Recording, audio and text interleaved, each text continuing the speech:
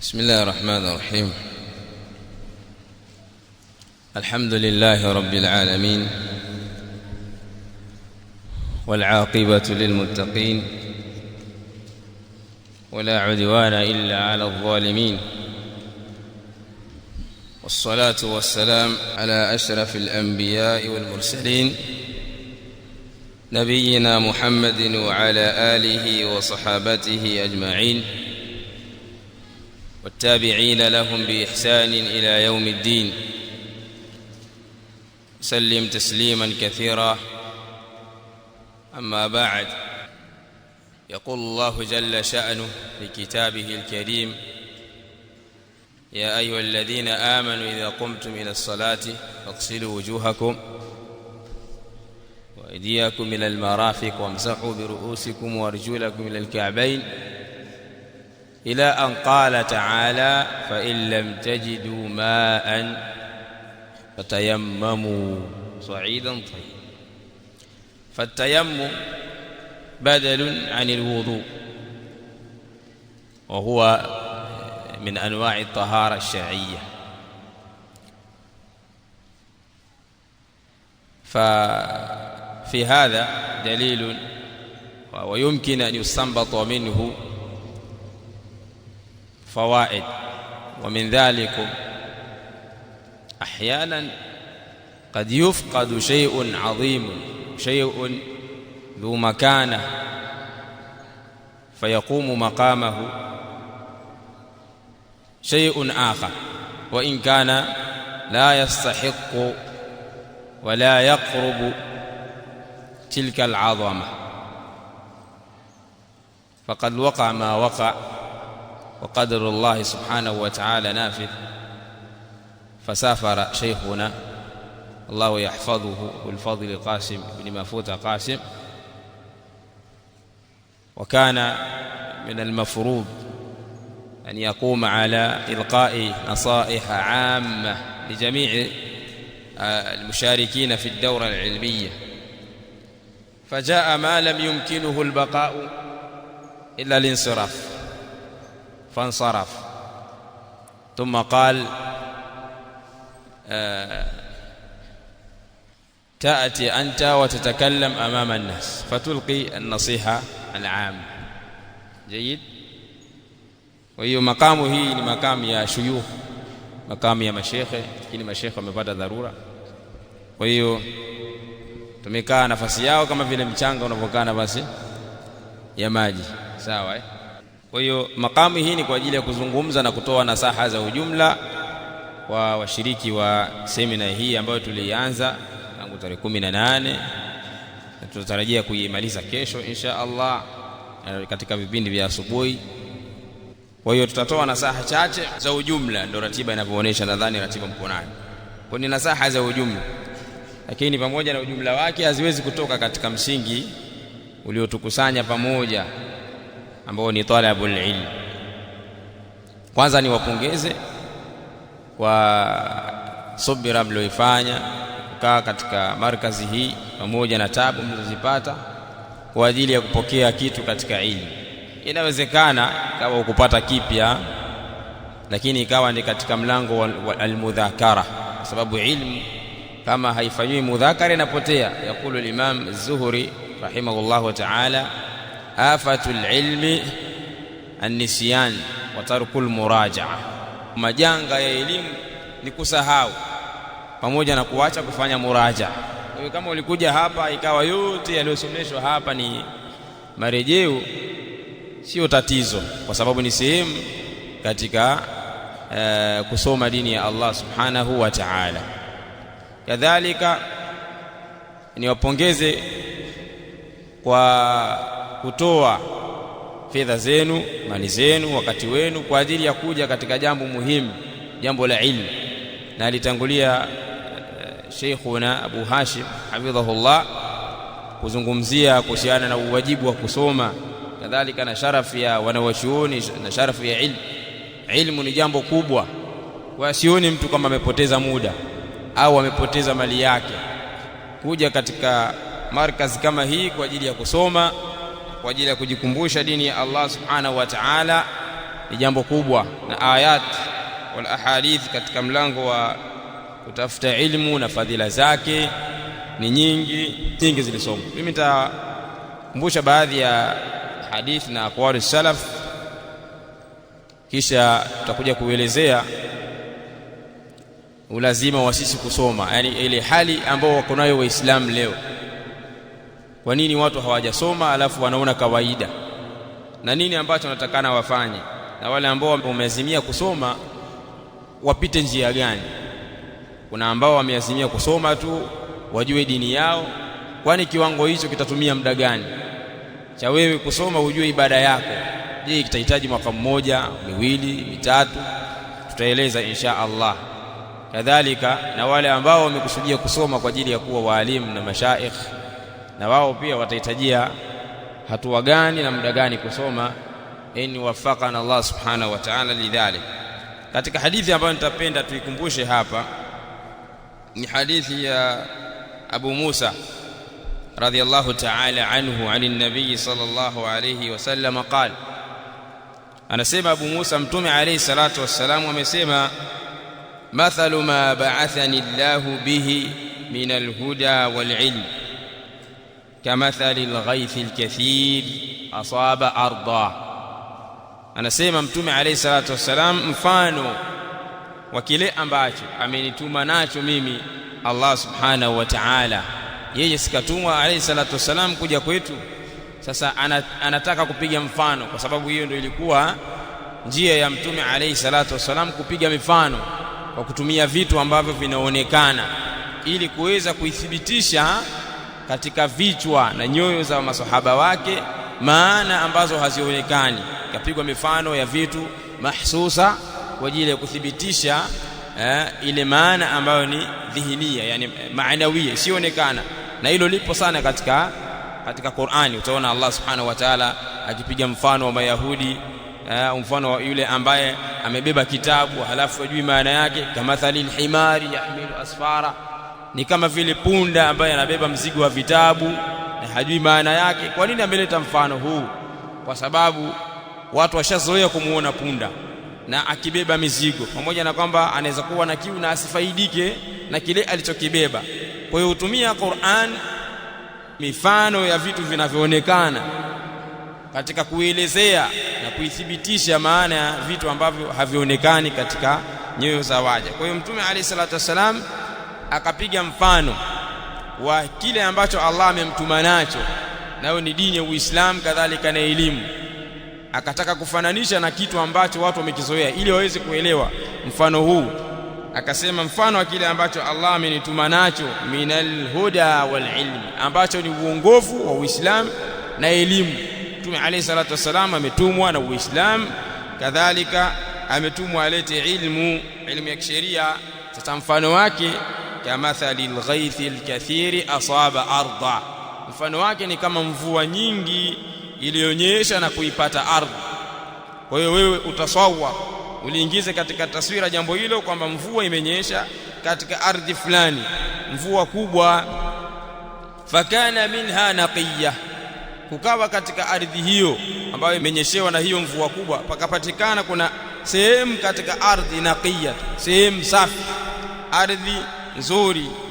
Tabia ya ardhi hiyo, faqabilatil ma, ardhi ile ikayakubali maji, ikayafyonza yale maji. Faambatatil kalaa wal ushba alkathir, matokeo yake ardhi hiyo ikaotesha ndishwa, yani yale majani ya kuliwa na wanyama. Kwa hiyo ikaotesha mimea na majani mengi, halafu watu wakafaidika kama takavyoeleza katika hadithi hapo. Watanywesha wanyama wao maji katika ardhi ile, watakula mimea na wanyama wao watakula majani. Wakanat minha ajadibu, na palikuwa katika ardhi hiyo kuna sehemu nyingine ni ngumu, ardhi ngumu, ardhi ambayo amsakatil ma, iliyazuia maji, haikuyafyonza, imenyesha yenyewe ikayazuia maji, ikawa maji yametuama katika ardhi hiyo. Fanafa Allahu biha annasa, Allah subhanahu wa ta'ala akanufaisha kwa kupitia kipande hicho cha ardhi, akawanufaisha watu. Kivipi?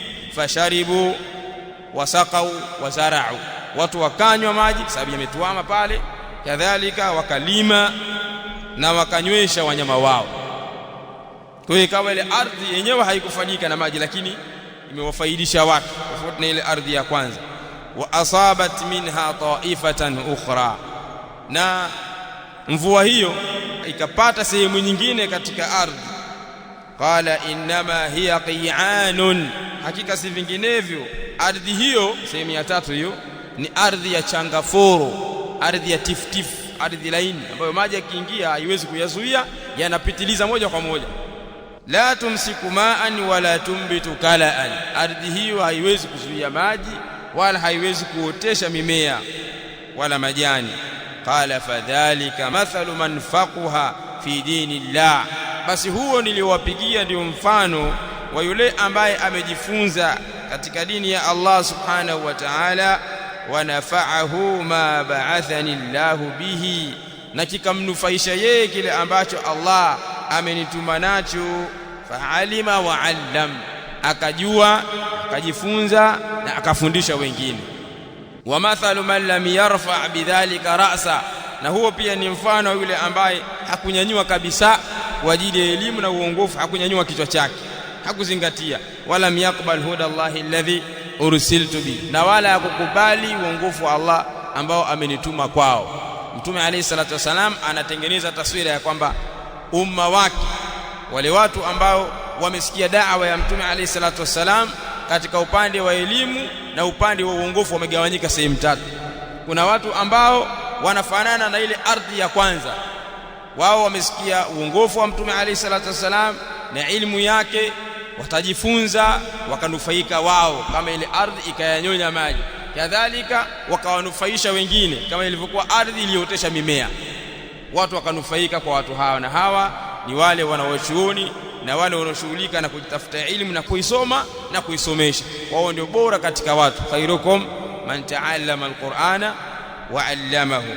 Kadhalika mfano wa watu hawa waliosikia da'wa ya Mtume alayhi salatu wasalam, kuna kundi ambalo ni kama ile ardhi ngumu, lenyewe kazi yake ilikuwa ni kuzuia maji, na kuna watu kazi yao ilikuwa ni kuhifadhi riwayati, mapokezi, mafunzo ya Mtume alayhi salatu wasalam, wakayahifadhi tu, wao hawakuyafanyia kazi, wala wao hawakunufaika nayo zaidi ya kuwasimulia wengine. Hawa kidaraja wameshuka, lakini pia wana kheri fulani kwa sababu wamewafikishia wengine. Na kuna kundi la tatu ambalo Muislamu anatakana tahadhari asiwe hapo, ni lile kundi ambalo lam yarfa bidhalika ra'san, halikunyanyua kabisa kichwa chake kwa ajili ya uongofu alikuja nao Mtume alayhi salatu wasalam, wala ilmu yake ikawa mtu hasomi, hajifunzi dini ya Allah subhanahu wa ta'ala. Masaa 24 yote yeye anashughulika na mambo yake, hana sehemu aliyoitenga kwa ajili ya kujifunza dini ya Allah subhanahu wa ta'ala, na anaona jambo la kusoma ni jambo la watoto, jambo la madrasa, jambo la watu ambao hawana mwelekeo wa kimaisha, watu wasiokuwa na mipango. Huyu ni mfano wa ile ardhi ambayo haikunufaika kabisa, ili afyonza maji, haikunufaika yenyewe wala kunufaisha watu. Kwa hiyo inatakana Muislamu ajiweke hapa katika kundi hili la kuhakikisha kwamba yeye anakuwa miongoni mwa wale ambao wanasoma na insha Allah watasomesha, kwa sababu watasomesha kile ambacho anakijua. Salaf salih, wale wema waliotangulia, walijua maana ya ilmu, pamoja na kwamba hali zao hazikuwa kama za kwetu. Hawakuhitajia kukaa kusoma nahwu wala sarf wala balagha, lakini walifahamu maana ya ilmu na wakatoa umri wao kwa ajili ya kuitafuta ilmu. Yaqulu Abdullah ibn Umar radhiyallahu ta'ala anhu, ta'allama Umaru, yani baba yake anasimulia, anasema Abdullah ibn Umar alijifunza Umar ibn Khattab, baba yake alijifunza, ta'allama Umaru al-Baqarata fi 12 sana, alijifunza Umar ibn Khattab suratul Baqara kwa miaka 12, kwa miaka 12. Falamma khatamaha nahara jazuran, alipoihitimisha suratul Baqara akamchinja ngamia kwa furaha ya kuimaliza suratul Baqara. Yati tasaulat, yatakuja maswali hapa kama Umar al-Khattab miaka 12 alikuwa akisoma nini kwenye suratul Baqara? Alafu na wewe umesoma miaka mingapi Qur'ani nzima? Suratul Baqara wewe utasoma miaka mingapi? Umar akuhitajia nahau, kama nilivyosema kwamba tutakuja kueleza hatua za watu kusoma, wanaokusudia kusoma, utakuja kuona namna zinavyokula umri. Lakini Umar hakuhitajia nahau, hakuhitajia sarf, hakuhitajia balagha, hakuhitajia adab. Ni vitu ambavyo wao walikuwa navyo kimaumbile, kwa sababu wamezaliwa katika mazingira ya lugha hiyo, hawakuvihitajia. Kwa nini alikuwa miaka 12 anajifunza suratul Baqara? Hii inatafsiriwa na baadhi yao, walikuwa wao salaf wakijifunza aya moja la yatajawazuna, hawaivuki aya hiyo hata yataallamu maaniha, mpaka wajifunze maana ya hizo ayat. Kwa akijifunza aya 10 mpaka ajue maana yake, wal amala biha, na afanyie kazi. Baada ya hapo anajifunza aya nyingine, kwa sababu Qur'an ni kitabun anzalnahu ilayka mubarakun. Allah anamwambia Mtume Muhammad sallallahu alaihi wasallam, hii Qur'an ni kitabu ambacho tumekuteremshia wewe, kina baraka nyingi. Lengo lake ni nini? Liyadabbaru ayati, ili wapate kuzizingatia aya zake. Ili uzingatie maana, lazima ujue kinasomwa nini, ujue kimesemwa nini. Kwa hiyo kuna kujua lugha hapo, kuna kujua hiki, kuna kujua kile. Lengo watu wazingatie, waliyatadhakkara ulul albab.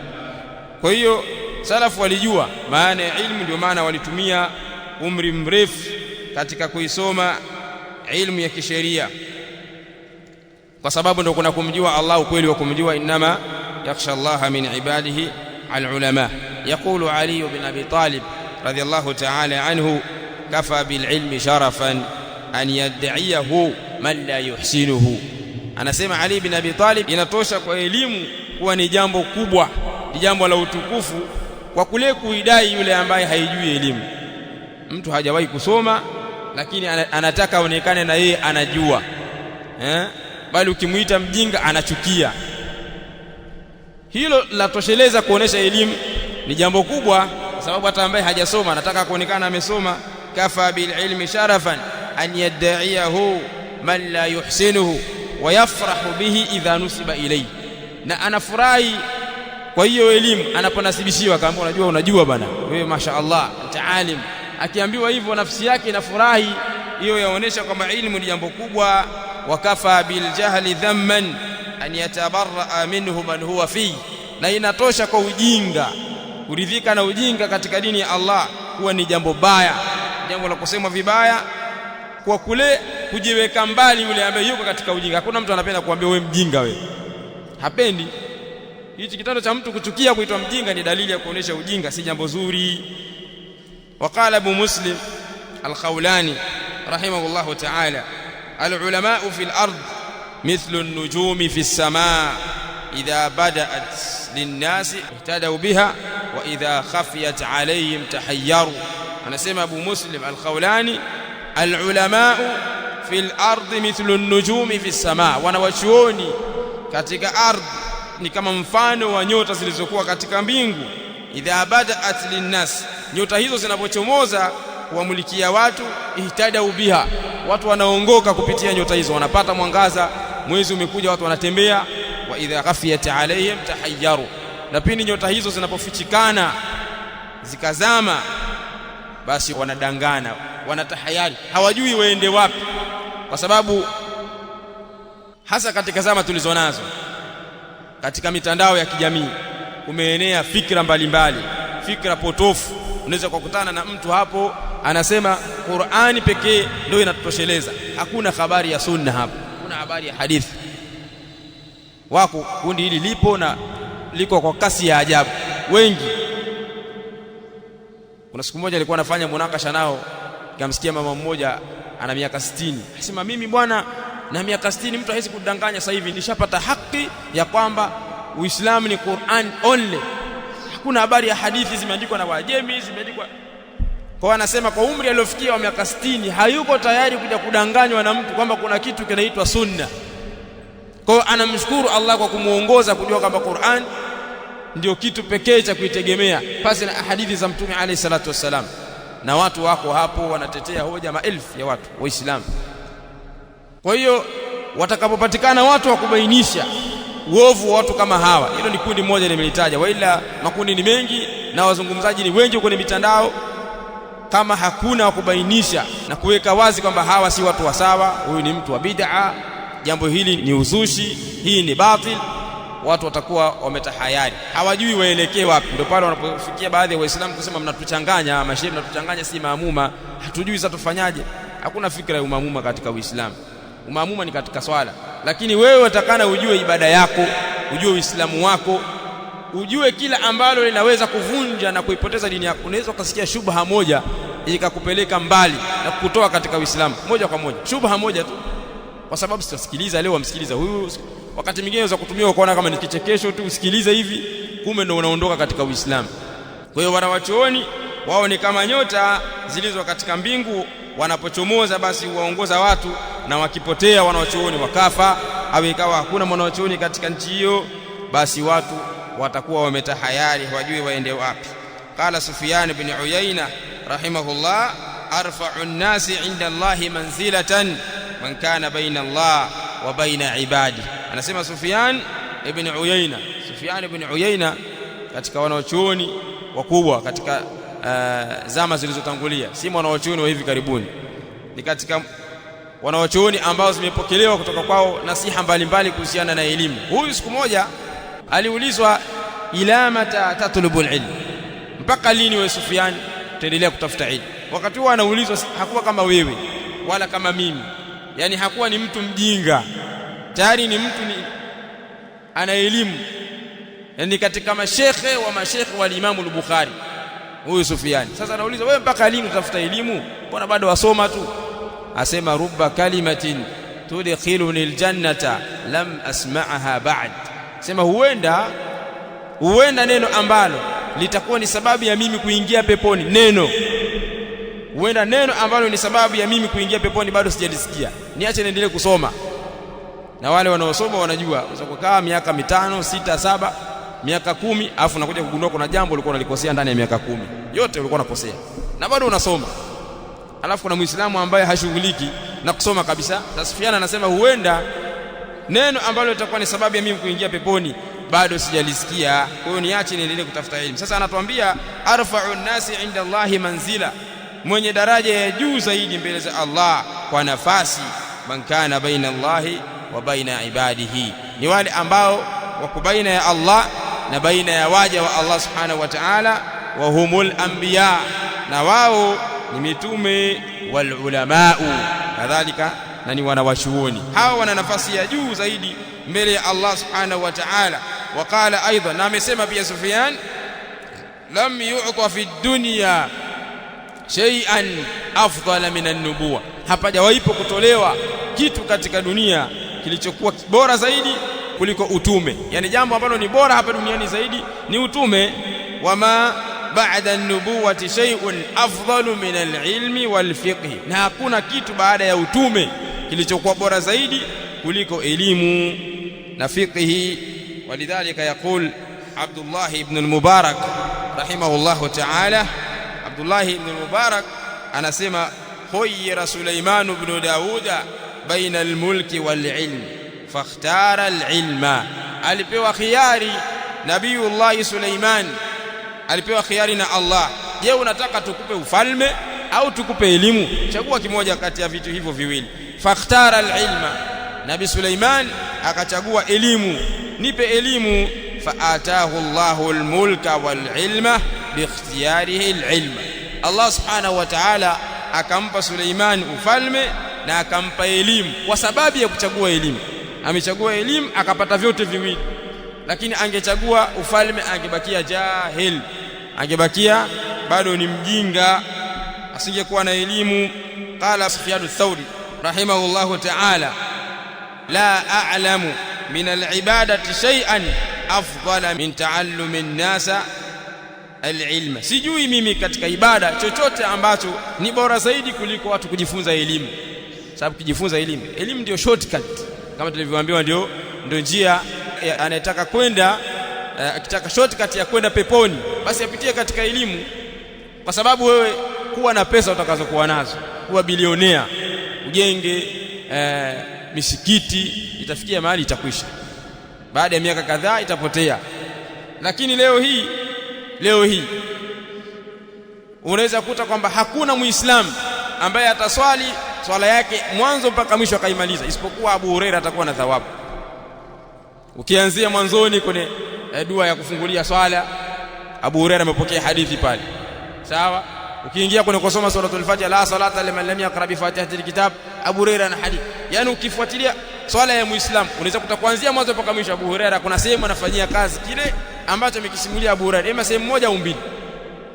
Kwa hiyo Muislamu yoyote ambaye ameswali kwa kupitia ujumbe kutoka kwa Abu Huraira radhiallahu ta'ala, kuanzia zama hizo Waislamu wote wanaoswali. Kwa hiyo sisi sote kama tumeswali, tumefanyia kazi hadithi la salata liman lam yaqra bi fatihatil kitab, tukasoma suratul Fatiha, Abu Huraira amepata thawabu za swala zetu. Sasa ni watu wangapi ambao wanaisoma suratul Fatiha wakitakidi ni wajibu wa hadithi ya Abu Huraira? Wangapi?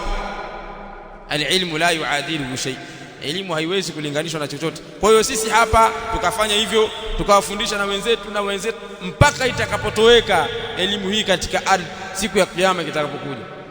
Na utamfikiaje Abu Huraira siku ya kiyama? Kwa hiyo ndio maana akatuambia Sufyan, la a'lamu min al-ibadati shay'an afdala min an tu'allima an-nasa al-ilm, sijui mimi katika ibada jambo lolote ambalo ni bora zaidi kuliko kuwafundisha watu elimu. Ibn Abdul Barr al-Andalusi rahimahullahu ta'ala anasema, wa anshadani Abu al-Qasim Ahmad ibn Umar ibn Abdullah ibn Usfur rahimahullahu ta'ala li nafsihi shi'rahu fi al-ilm wa huwa ahsanu ma qila fi ma'nah.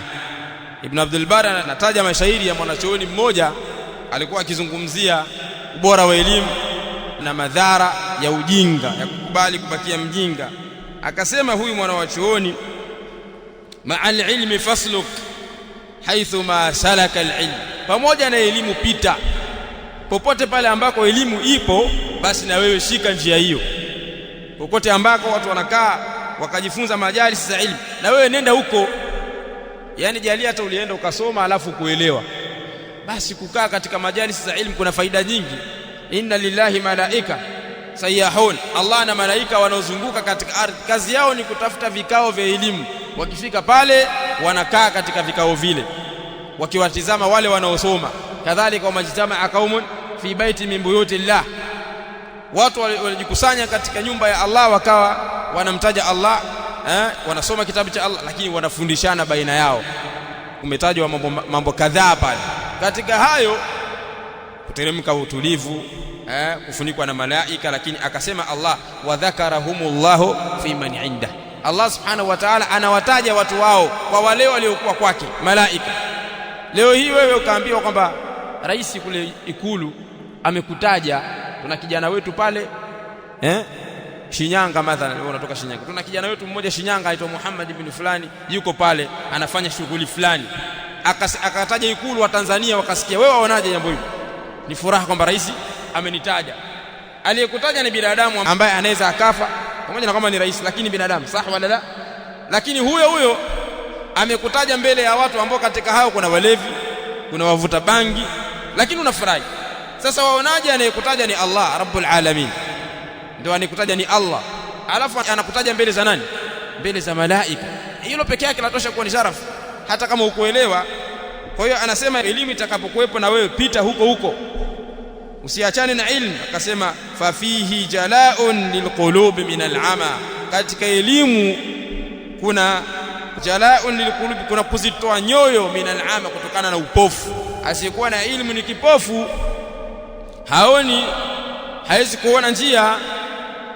Kwa hiyo kwa kupitia kusoma ataondokwa na upofu, atakuwa akiona, kama ilivyokuja katika surat Ar-Ra'd, afaman ya'lam annama unzila ilayka min rabbika alhaq kaman huwa a'ma, hivi yule ambaye anajua kwamba yaliyoteremshwa kutoka kwa Mola wako kuja kwako wewe Muhammad, kwamba yeye ni kama kipofu? Kipofu ni nani? Asiyejua. Sawa sawa. Kwa yule ambaye hajui ni kama kipofu. Sasa natuambia ukisoma kuna kuzitoa nyoyo katika upofu, wa aunun ala dini alladhi amruhu hatmu, na kuna kupata msaada katika dini ya Allah subhanahu wa ta'ala, dini ambayo jambo lake ni la lazima.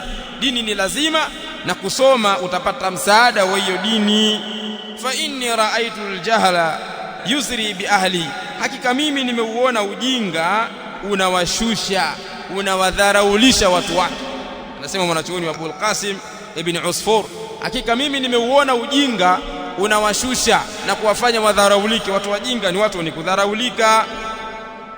Wadhul ilmi fil aqwami yarfa'uhu al-ilmu, na mwenye elimu kwa watu elimu inamnyanyua. Ukitaka nafasi ya juu basi jifunze ilmu. Yuaddu kabira alqaumi wa huwa saghiruhum, anazingatiwa mwenye elimu kwa ndo mkubwa katika watu na hali ya kuwa yeye ni mdogo wao.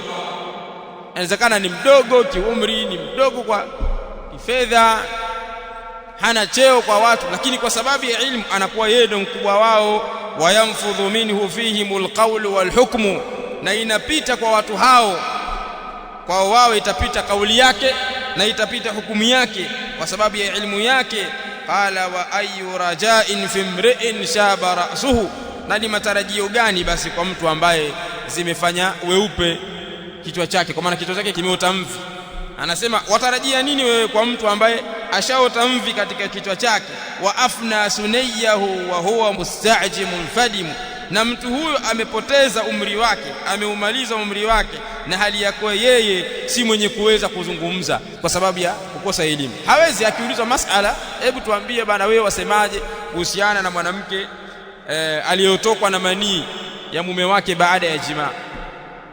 Mwanamke ashafanya jimaa na mume wake, ameenda kuoga, amerudi, anaswali raka ya kwanza, yakatoka tena manii, anafanyaje? Jambo dogo tukaulizwa kama hili, hana majawabu, hawezi kusema. Anasema watarajia nini wewe kwa mtu ambaye kichwa chake kimeota mvi? Wa afna sunayahu, na ameumaliza umri wake. Wa huwa musta'jimun fadib, na hali ya kuwa yeye si mwenye kuweza kuzungumza kwa sababu ya ujinga. Hawezi kutoa hukumu sababu ni masala madogo, wala si mpaka wapelekewe makadhi. Mtu huyu tabia yake ya ruhu wa yaghdu wadahara sahiba bitnatin, anaondoka wakati wa asubuhi na anaondoka wakati wa jioni, kwa maana ni mtu siku nzima anazunguka sawa sawa pamoja na zama, yani mwaka mzima shughuli yake ni hiyo, lakini yeye sahiba bitnatin, hali ya kuwa yeye ni mtu wa kuchunga tumbo lake wakati wote. Yeye wazunguka, ataka kujaza tumbo tu, atakula saa ngapi, atapataje pesa ili aweze kula, hiyo ndo kazi yake. Tarakaba fi akhdaniha al-lahmu wash-shahmu, vimepandamana katika mbavu zake mafuta na nyama. Mtu ananenepa tu, anakuwa bonge tu kwa sababu ya kazi yake ni kula asubuhi mpaka jioni, anafikiria hilo tu. Idha suila almiskinu ana amri dinihi, pindi atakapoulizwa maskini huyu kuhusiana na jambo lolote katika dini yake, badaat ruhadhaul ayyi fi wajhihi tasmu, basi hudhihiri jasho la kushindwa katika uso wake linachomoza. Akishaulizwa masala katika dini ashaanza kutoka jasho, hajui anasemaje, sababu ashughuliki yeye kuanzia asubuhi mpaka jioni, shughuli yake ni kuhakikisha tumbo lake limejaa. Qala wa hal absarat ainaka aqbaha mandharin, anauliza je, macho yako yashawahi kuona mandhari mbaya? Min ashyaba la ilma ladaihi wala hulm, macho yako yashawahi kuona mandhari mbaya kuliko mzee ambaye hana elimu wala hana malengo? Amezungumza maneno makali sana kwamba kumwona mzee ana elimu yoyote wala hana malengo katika dini yake, hajifunzi. Sama sababu ameweza kusoma ni watu wazima. Elimu hii sio kama ni ya watoto wadogo ndio, kwa sababu watoto na sisi, nani amekalifishwa na sheria? Sisi. Mtoto mdogo anaenda madrasa tu ajifunze, lakini wajibu wa sawa kusoma ni wako tu sisi, na masahaba wamejifunza wa hum kibar. Sasa anasema je, ushawahi kuona mandhari mbaya kuliko mtu mzima ambaye hana elimu wala hana malengo? Qala hiya sawatu sawa fahdhar shamataha, anasema ujinga ni aibu mbaya, tahadhari na fedheha yake. Fa awwaluha khizyun wa akhiruha dhammun, kwa sababu mwanzo wa ujinga ni fedheha na mwisho wake ni kusemwa vibaya. Fa khalit ruwat alilmi washab khiyarahum, bas changanyika na wenye kupokea elimu na suhubiana na wale wabora wao. Siku zote wewe kuwa ni mtu wa kusuhubiana na watu wa elimu. Fasuhbatuhum zainun wa khultatuhum ghanmun, kwa sababu kusuhubiana na watu wa elimu hilo ni pambo na kuchanganyika nao ni kufaulu. kupata ghanima. Wala ta'duwan aynaka anhum fa innahum, na wala macho yako yasiwaepuke, usipeleke macho yako kwa sehemu nyingine ukawaepuka watu wa elimu. Kwa sababu gani? Fa innahum nujumun idha ma ghaba najmun bada najmun, kwa sababu wanawachuoni ni nyota hizo, pindi inapozama moja inachomoza nyota nyingine. Fa wallahi laula alilmu mattadhaha alhuda, anasema na hapa kwa Allah, lau kama si elimu uongofu usingekuwa wazi. Wala laha min ghaibi alumuri lana rasmu, na wala isingetudhihirikia sisi chochote katika elimu ya ghaibu kama si elimu. Ilmu ndio sababu ya watu kuongoka na ndio sababu ya watu kukaa katika njia, kama anavyotuambia al-Hafidh al-Hakami rahimahullahu ta'ala, faljahlu aslu dhalalil khalqi qatibatan, ujinga bana ndio sababu ya kupotea watu wote. Upotevu wote unaouona katika dunia ni sababu ya ujinga. Wa aslu shiqwatihim turran wa dhulmihim, na ndio sababu ya uovu wao na ndio sababu ya wao kudhulumu. Mtu ukimwona anadhulumu nafsi yake ni kwa sababu ya ujinga wake. Kila kitendo cha wewe kufanya maasi ni ujinga wako kuhusiana na ile cheo na ukubwa wa Allah subhanahu wa ta'ala, ndio unakufanya uzembe na kufanya maasi. Wal ilmu aslu hudahum ma'a sa'adatihim fala yadhillu wala yashqa dhul hikami, na elimu ndio sababu ya watu kuongoka na kupata utukufu, basi hawezi akapotea mwenye elimu. Dhul hikami na kusudia dhul ilm.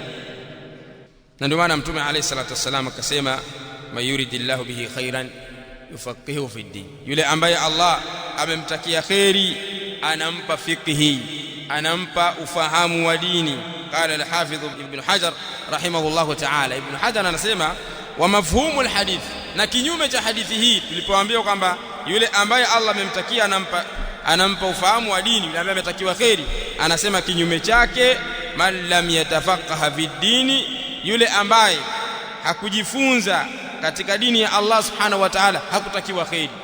Maana ya kujifunza ni nini? Akasema ai yataallama qawaid alislami wama yattasilu biha min alfuru', ajifunze misingi ya ujumla ya Uislamu na yale ambayo yanarudi kwenye misingi hiyo katika zile furu' tanzu mbalimbali, kwamba msingi huu utaingia ndani yake jambo hili na jambo hili na jambo hili, ajifunze. Kama hajui mambo hayo, Allah subhanahu wa ta'ala hajamtakia khairi, kwa sababu itakuwa ni sababu ya kutokubali matendo yake. Sababu kila anayefanya matendo pasi na ilmu, matendo yake ni yenye kurejeshwa, kama anavyosema mshairi, wa kullu man bighairi ilmin ya'malu a'maluhu mardudatun la tuqbalu, na kila ambaye pasi na elimu anafanya matendo kwa ujinga, basi matendo yake ni yenye kurudishwa.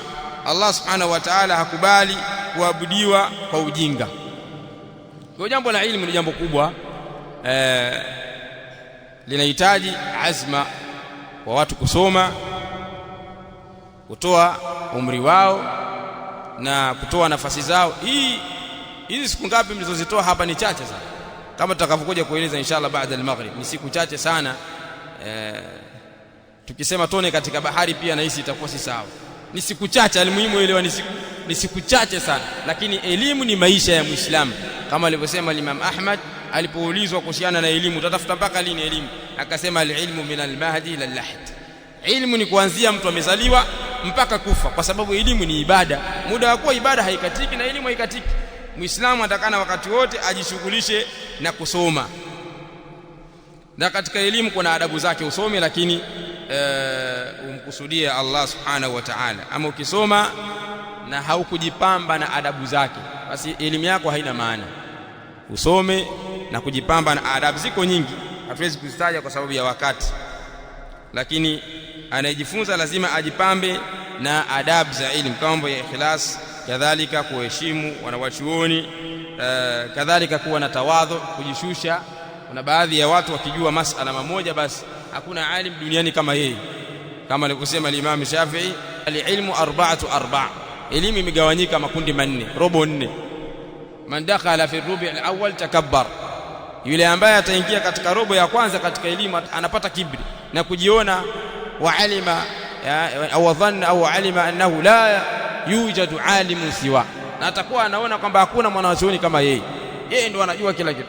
Lakini akiingia katika robo ya pili atajishusha, kwa sababu atakuwa anajua yale mengi ambayo hayajui ndio mengi zaidi kuliko yale ambayo anayajua. Na atakaingia katika rubu ya tatu atakithirisha kauli yake kusema la adri, kila anachoulizwa anasema la adri, sijui, kwa sababu anajua khilaf limaarifatihi bil khilaf, kwa sababu ya kule kujua kwake khilafu za baina ya wanawachuoni. Ama rubu al-akhir fala yudriku ahad, ama rubu ya nne, ile rubu ya nne elimu haidiriki mtu yoyote. Jambo hilo liko kwa Allah subhanahu wa ta'ala. Kwa hivyo nikimalizia maneno yangu,